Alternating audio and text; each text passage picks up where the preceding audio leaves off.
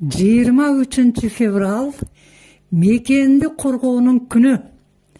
Саламатсыңарбы, урматтуу балдарым, сүйүктүү ер азамат уулдарым. Мекендің чыныгы қорғаучылары.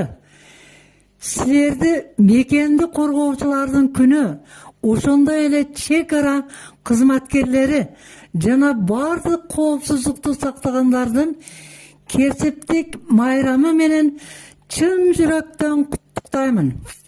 Силерге чын ден соолук, бакыт таалай, ар дайым мекенибизди коргогон, элибизди сыйлаган, ата энеңерди сыймыктандырган азаматтардан болушуңарды каалаймын.